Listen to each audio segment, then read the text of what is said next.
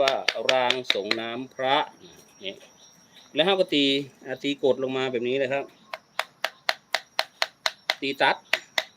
ดไปนะฮะซ้ายขวาก็จะออกเป็นข้าวหลามตัดนะฮะ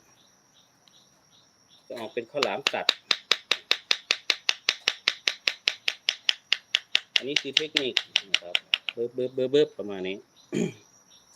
เก็ต